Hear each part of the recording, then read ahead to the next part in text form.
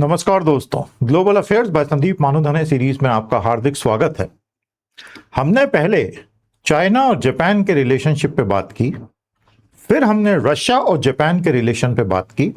आज समय आ गया है कि हमारे अपने देश भारत और जापान के रिलेशन का एनालिसिस किया जाए। साथियों, भारत से बुद्धिज्म जब बाहर निकला आज से 2200 साल पहले, निकलते निकलते निकलते और चलते चलते चलते वो चीन से होते हुए, दक्षिण पूर्वी देशों से होते हुए, कोरिया से होते हुए अंततः 600-700 साल बाद जापान तक पहुंचा। तो भारत और जापान का रिश्ता कम से कम 1500 साल पुराना बौद्ध धर्म की जड़ों से पनपा हुआ है। उसके बाद इतिहास में बहुत कुछ घटा और द्वितीय विश्व युद्ध समाप्त होने के बाद जब मित्र देशों ने, एलाइड ने second world war Japanese war crimes tribunal स्थापित की, तो उसमें जापान के तथाकथित वॉर क्रिमिनल्स को सबको फांसी पर लटकाने की योजना थी। उस ट्राइब्यूनल की हियरिंग में एक हिंदुस्तानी जज भी थे जिन्होंने डिसेंटिंग नोट दिया और यह कहा कि मैं बिल्कुल भी इत्तेफाक नहीं रखता जो जजमेंट दिए जा रहे हैं, क्योंकि ये सब पक्षपाती और एक तरफा है। एलाइज ने जिस तरह की हिंसा की है उन्हें सजा कब मिलेगी। इस तरह की बहुत सारी घटनाएं भारत और जापान को जोड़ती है। नेताजी बोस, आजाद हिंद फौज और अंडमान निकोबार पर कब्जा, वो तो एक बहुत बड़ा सुनहरा चैप्टर है ही। इन सब चीजों पर आज हम बात करेंगे। अंत तक बने रहिए, पूरा वीडियो देखिए, लाइक कीजिए और चैनल को सब्सक्राइब कीजिए। भारत और जापान, बुद्ध का आशीर्वाद।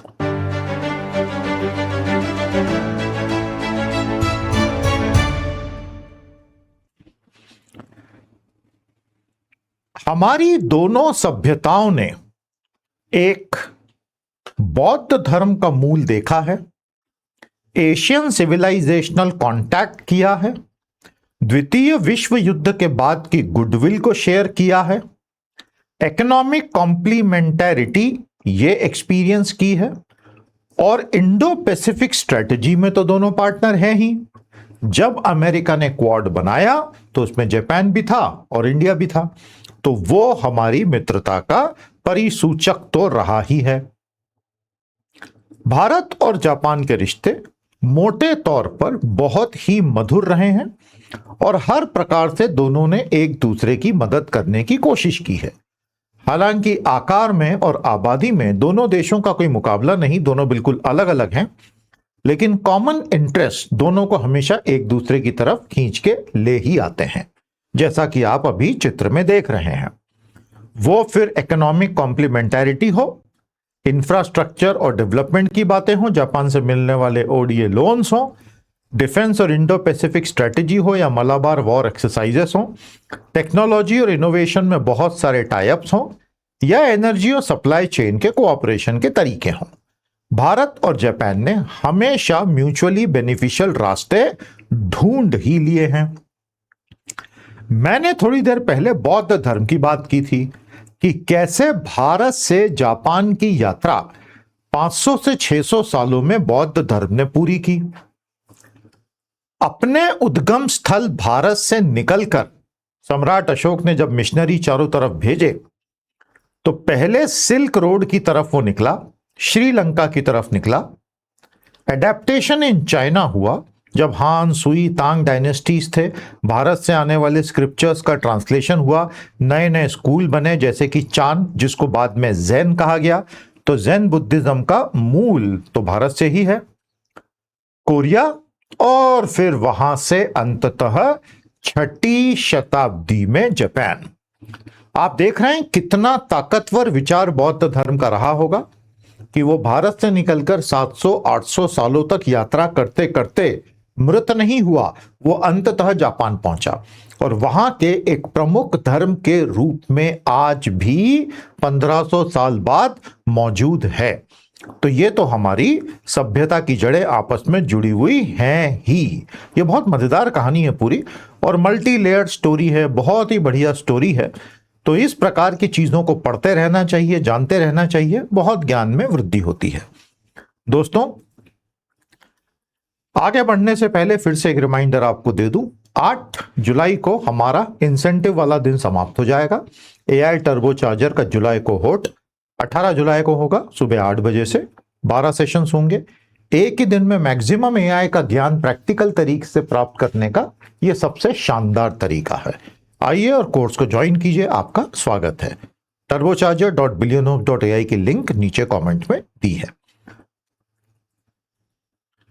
अब हम आते हैं भारत और जापान 1500 से 1900 के ब्रॉड पीरियड में। तब क्या क्या हुआ? हमने 2 से 2500 साल पहले की तो बात कर ली, लेकिन इस समय क्या हुआ पिछले 500 सालों में? एक सिविलाइजेशनल मेमोरी नाम की चीज होती है। आधुनिक देशों के बीच के पॉलिटिकल टाइज बनने से पहले ही जापान इस बात को बहुत अच्छे से जानता था कि ये जो बौद्ध धर्म जिसके अनेक स्वरूप हम स्वीकार कर चुके हैं जापानी लोग, उसका मूल उद्गम स्थल तो भारत भूमि ही है। तो ये एक silent civilisational tie formal political ties के बिना भी होता है। और बौद्ध धर्म हो, संस्कृत हो, हिंदू बुद्धिस्ट डेटीज हो, आर्ट डांस टेम्पल कल्चर हो, ये सब जापान पहुंचा है और उसने जापानियों के मन में भारत की जगह हमेशा बनाए रखी। 16वीं सदी में जब मैरीटाइम रूट्स नए नए डिस्कवर हुए तो इंडियन ओशन रूट्स के बनने के साथ ही जापान का जो भारत के साथ लिंक था वो ट्रेड, सी ट्रैवल और बहुत सारे पुर्तगाली और गोवा लिंक्ड नेटवर्क्स के थ्रू एक्सपैंड होने लगा। पुर्तगाली और स्पेनिश लोग बहुत बड़े सी एडवेंचर वाले लोग थे। वो सारी दुनिया में अपने जहाज लेके गए। पुर्तगाली इस तरफ आए, स्पेनियर्ड साउथ अमेरिका की तरफ गए और उन्होंने हजारों मीलों की यात्रा तब 15वीं 16वीं सदी में अपने जहाजों से की और गोवा में पूरा पुर्तगाली इन्फ्लुएंस बना। 17th और 18th सेंचुरी में इंडियन टेक्सटाइल्स जापानीज कल्चर का हिस्सा बन गए। फिर वो मुगल कारपेट हो या कॉटन टेक्सटाइल्स हो, जो डच मर्चेंट थे हॉलैंड के, उनके थ्रू क्योटो के फेस्टिवल फ्लोट्स में भारत के टेक्सटाइल यूज होने लग गए। जापान के डेकोरेटिव कल्चर में बहुत सारा भारत का कपड़ा इस्तेमाल हुआ।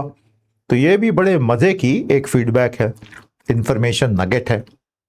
और 19th सेंचुरी के बाद जब मेजी रेस्टोरेशन होता है और जापान अचानक से मॉडर्न हो जाता है 40 साल में, तो फिर भारत के साथ कॉटन वगैरह के संबंध में इनके रिश्ते काफी गहरे होते चले गए। तब तो भारत में ब्रिटिश राज था और बॉम्बे जापान का शिपिंग रूट काफी इंपॉर्टेंट हो गया, जिसमें टाटाज ने भी अपना बड़ा रोल निभाया और जापान का एक इंडस्ट्रियलिस्ट एइची शिबुसावा था, उसने भी।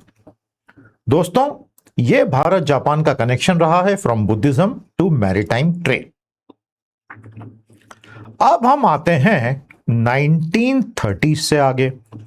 तब भारत बुरी तरह से शोषण का शिकार एक ब्रिटिश कॉलोनी थी और फ्रीडम मूवमेंट भारत में जो बहुत गहरे तक चल रहा था, तो उस समय रास बिहारी बोस हो, नेताजी सुभाष चंद्र बोस हो या जस्टिस राधा विनोद पाल हो, इन सभी ने जापानीज पब्लिक मेमोरी में बहुत अच्छी जगह बना ली। नेताजी बोस का तो अपना एक पूरा अध्याय है, लेकिन जैसा मैंने आपसे कहा, जस्टिस राधा विनोद पाल भी आज जापान की पब्लिक मेमोरी में अपनी जगह बनाए हुए हैं। एक नेटफ्लिक्स पे बहुत अच्छा सीरियल आया था, टोक्यो ट्रायल। इरफान खान ने जस्टिस राधा विनोद पाल का रोल निभाया था और यह एक बड़ा महत्वपूर्ण एपिसोड था जब द्वितीय विश्व युद्ध के बाद एलाइड नेशंस ने जापानीज वॉर क्रिमिनल्स को सजा देने का पूरा प्रयास किया था। उस वक्त इस जज ने उसका काफी विरोध किया था और यह कहा था कि क्राइम्स तो इन्होंने किए हैं, उससे भी भयानक क्राइम आपने भी किए हैं, तो क्या दोनों को एक साथ जज नहीं किया जाना चाहिए? तो यह जापानीज लोगों के लिए एक बहुत आश्चर्य का विषय था कि उस वॉर क्राइम ट्राइब्यूनल में हारे हुए देश की तरफ से एक हिंदुस्तानी आदमी बोल रहा है और उसने जापानी लोगों को काफी प्रभावित भी किया। ये एक बहुत इंपॉर्टेंट चैप्टर है। नेताजी बोस पर मैं अगली स्लाइड में आऊंगा। सेकेंड वर्ल्ड वॉर में जब नेताजी बोस 1943 में जापान पहुंचे, आपको पता ही है, जर्मन यू बोट पनडुब्बी से निकलकर कई महीनों की यात्रा करके, जिसमें वो काफी बीमार भी हो गए थे, वहां उन्होंने आजाद हिंद फौज का पूरा कमान संभाल लिया। उसकी एक लंबी और कॉम्प्लेक्स कहानी है, हम सरल करके बता रहे हैं। और फिर जापानी फोर्सेस के साथ साथ अपनी लड़ाई जारी रखी। हालांकि नेताजी बोस लड़ रहे थे भारत को कॉलोनियल ब्रिटिशर से आजादी दिलाने के लिए, और जापान खुद एक बहुत अत्याचारी इंपीरियल पावर था जो सब तरफ कॉलोनीज बनाता जा रहा था। अब इन विरोधाभासों को अगर हम 1 मिनट के लिए दरकिनार करें तो नेताजी बोस ने उनकी मदद ली क्योंकि उन्हें अपने देश को आजाद कराना था, और ऐसा करके आप उसको मॉरली जस्टिफाई निश्चित कर सकते हैं। फिर सेकेंड वर्ल्ड वॉर के बाद की गुडविल पंडित जवाहरलाल नेहरू ने एक इंडियन एलिफेंट टोक्यो के जू को एक सिंबॉलिक जेस्चर के रूप में दी, यह बताते हुए कि हम आपसे अब मित्रता कर लेना चाहते हैं। और 1952 में औपचारिक रिश्ते स्थापित कर लिए, और भारत का आयरन ओर जापान को 50s और 60s में निर्यात होने लगा, और जापान का पहला येन लोन भारत को 58 में मिल गया। मतलब तब से इकोनॉमिक रिश्ते हमारे बने रहे हैं। लेकिन 1990 के बाद तक स्ट्रेटेजिक पार्टनरशिप नहीं हुई थी दोनों देशों की। तो ये कहानी है 1930 से 1990 तक। और फ्रीडम मूवमेंट जो भारत में बहुत बड़े स्केल पे हुआ, जिसमें कुछ लोगों ने भाग लिया, कुछ लोग साइड से देखते रहे, कुछ लोग अंग्रेजों की चाटुकारिता करते रहे, हर तरह के लोग थे। लेकिन अंततः भारत को आजादी मिली और उसके बाद रिश्ते हमने बनाए। अब थोड़ा सा ध्यान देते हैं इंपीरियल जापान, नेताजी बोस और इंडियन नेशनल आर्मी। दोस्तों, यह भारत के इतिहास का बड़ा ही शानदार और गौरवशाली अध्याय है। जैसा कि आप जानते हैं, जापान की इंपीरियल सेना बहुत ही क्रूर थी, उसकी रेपुटेशन बहुत खराब थी। उन्होंने पूरे के पूरे पैसिफिक क्षेत्र में आतंक मचाया हुआ था, और एक के बाद एक कैंपेन्स करते चले जा रहे थे, और एक के बाद एक देश उनके सामने सरेंडर होते जा रहे थे, नष्ट होते जा रहे थे। इंपीरियल जापानीज सेना के द्वारा जो अत्याचार किए जाते थे उस पर तो पूरी किताबें लिखी गई हैं। लेकिन उस वक्त भारत को आजाद कराने के लिए जिस से भी हाथ मिलाना जरूरी हो सकता था, नेताजी बोस ने भारत छोड़ने के बाद उससे हाथ मिलाया, फिर वो हिटलर हो या हिरोहितो हो। और इंपीरियल जापान के साथ मिलकर अंडमान निकोबार को आजाद करा लिया। तो 42 से 45 तक जापानी लोगों ने अंडमान निकोबार पे कब्जा किया, और वहां नेताजी बोस को अपनी आजाद हिंद फौज की सरकार बनाने की परमिशन दी, और वहां नेताजी बोस ने तिरंगा लहरा दिया था अंडमान निकोबार में, जो एक्चुअली जापानीज कंट्रोल में था। लेकिन नेताजी को वहां पे गवर्नमेंट इन एग्जाइल बनाने की परमिशन दी गई थी, और नेताजी बोस ने अंडमान का नाम रखा था शहीद और निकोबार का नाम रखा था स्वराज्य। एक सिंबॉलिक रिवोल्ट था कि अब हम मेनलैंड भारत को भी आजाद करा ही लेंगे। हालांकि अगर आप अंडमान निकोबार के स्थानीय रहने वालों की बात करें, उन पर जापानी लोगों ने बहुत भयानक अत्याचार किए थे। तो इस पूरे एपिसोड में दो चीजें एक साथ चल रही हैं। आजाद हिंद फौज जापान की शाही सेना के साथ मिलकर आजाद कराती है, और शहीद और स्वराज्य नाम रखा जाता है, तिरंगा लहराया जाता है, गवर्नमेंट इन एग्जाइल बनती है, उसके अपने नोट छापे जाते हैं। लेकिन जापानी लोग वहां के द्वीप समूह पर रहने वालों पर बहुत भयानक अत्याचार पैरेलल में अलग कर रहे होते हैं। उन्हें बोस रोक नहीं पाते, लेकिन बोस का अपना कंट्रीब्यूशन सिंबॉलिक रूप से बहुत ज्यादा बड़ा था। तो यह कहानी भारत और जापान के रिश्ते में अंडमान निकोबार के कंटेक्स्ट में मैंने आपको बताई। इस पर तो पूरे पूरे लेक्चर लिए जा सकते हैं, इतना बढ़िया चैप्टर है ये। अब वापस आते हैं हम आजादी के बाद इकोनॉमिक ग्रोथ मॉडल के कंपैरिजन पर। इसमें हमारी विशेष रुचि रहती है, क्योंकि इससे आपको बहुत कुछ आगे की ग्रोथ के बारे में समझ में आता है। दोस्तों, जब हम विकसित भारत की बात करते हैं तो आज हम $2800-2900 प्रति व्यक्ति आय पर हैं। 2047 में अगर अमीर देश बनना है, विकसित भारत यानी अमीर देश, तो हमें $14,500 प्रति व्यक्ति पर कैपिटा इनकम पर आना पड़ेगा। वो करने के लिए 9.5% का पर कैपिटा प्रति वर्ष ग्रोथ यहां से वहां तक होनी चाहिए।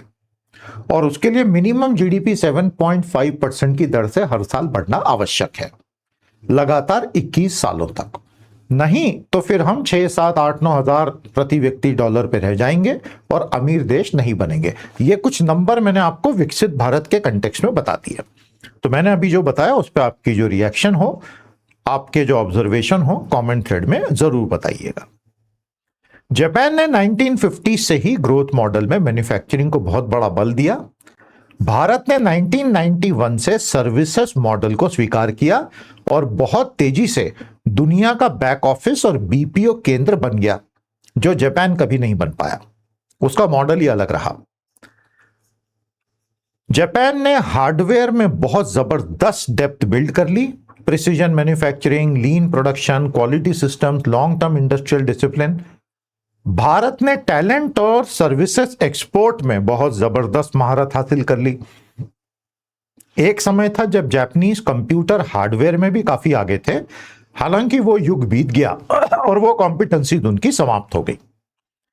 जापान की तरक्की का एक बड़ा कारण रहा था स्टेट और इंडस्ट्री और ब्यूरोक्रेसी का कोऑर्डिनेशन, जिसने उनकी 1950s और 60s के समय तरक्की में बहुत मदद की। इस पर मैंने पिछले 2 दिनों में भी एक हिंट दी थी। लेकिन आज जापान और भारत के बीच एक कॉम्प्लीमेंटैरिटी है जो दोनों देशों की सरकारों को स्वतः दिखता है। Japan capital, technology, infra, manufacturing लाता है। भारत के पास मार्केट साइज है, लेबर फोर्स है, सॉफ्टवेयर एबिलिटी, स्टार्टअप्स हैं, डिजिटल पब्लिक इंफ्रास्ट्रक्चर जिसमें आधार आ गया, डिजी लॉकर आ गया, डीपीआई कहते हैं जिसको, यूपीआई आ गया। तो एक कॉम्प्लीमेंटैरिटी दोनों में बिल्कुल साफ दिखाई देती है। और इसी का फायदा उठाकर भारत की सरकार और जापान की सरकार जिस तरह के टाइप्स और एमओयूज इंडस्ट्रीज के बीच करवाती हैं, वो इन कॉम्प्लीमेंटैरिटीज पे ही बेस्ड होगा। जब भारत का पहला बुलेट ट्रेन का प्रोजेक्ट शुरू हो जाएगा तो वो जापानीज लोन की मदद से बनने वाला भारत का सबसे बड़ा प्रोजेक्ट एक तरह से होगा। वो लोन है, हमें चुकाना है, एक दिन याद रखिएगा, फ्री में आया हुआ पैसा नहीं है। तो यह है कहानी 2 डेवलपमेंटल मॉडल्स एंड 1 स्ट्रेटेजिक कॉम्प्लीमेंटैरिटी की। आइए आज के लेक्चर को समापन की तरफ ले चलते हैं। तो पिछले 25 से 35 सालों में क्या क्या हुआ? बहुत कुछ हुआ। सबसे पहले तो 21वीं सदी के रिश्ते की एक पूरी बुनियाद गढ़ी गई है, क्योंकि भारत में आ गए एलपीजी रिफॉर्म और दुनिया में हो गया कोल्ड वॉर का अंत। तो जापान बहुत हद तक फ्री हो गया अमेरिका के उस दबाव से कि किसी भी ऐसे देश के साथ रिश्ते नहीं रखना जिसके सोवियत से मित्रता हो। आप समझ गए ना? इसलिए जापानीज बिजनेसेस के लिए इंडिया बहुत अट्रैक्टिव हो गया। उन्होंने भारत में काफी पैसा लगाया जितना चाइना ने उस वक्त कभी नहीं लगाया था। फिर 2000 से 2014 तक पहले बनी ग्लोबल पार्टनरशिप, 2006 में बनी स्ट्रेटेजिक ग्लोबल पार्टनरशिप और 2014 में बनी स्पेशल स्ट्रेटेजिक ग्लोबल पार्टनरशिप। यह सिर्फ वर्ड प्ले नहीं होता है। जब 2 देशों की सरकारें इस तरह एक एक शब्द ऐड कर करके एस्केलेट करती हैं, अपने रिलेशनशिप को एलिवेट करती हैं, एस्केलेशन वॉर के लिए यूज होता है, एलिवेशन रिलेशनशिप के लिए, तो उनके साथ कई पॉइंट्स जुड़ते चले जाते हैं। तो this is not just a word salad or a word play, these are very real things which happen. Infrastructure हमारे दोनों रिश्तों का बैकबोन है। सिक्योरिटी और इंडो पैसिफिक कोऑपरेशन हम जानते ही हैं, दोनों देश इसको लेके बहुत ज्यादा सीरियस हैं। 2008 का सिक्योरिटी डिक्लेरेशन हो, 2+2 मिनिस्टीरियल डायलॉग हो, मलाबार वॉर एक्सरसाइजेस हो, लॉजिस्टिक्स एग्रीमेंट हो, या इंडो पैसिफिक को फ्री एंड ओपन एक जो हमारा आपस में शेयर्ड सपोर्ट है, ये सब चीजें बताती है कि हम इंडो पैसिफिक में चाइनीज इन्फ्लुएंस के खिलाफ खड़े रहेंगे। हालांकि ऐसा बोलेंगे नहीं, बट अंडरस्टूड है।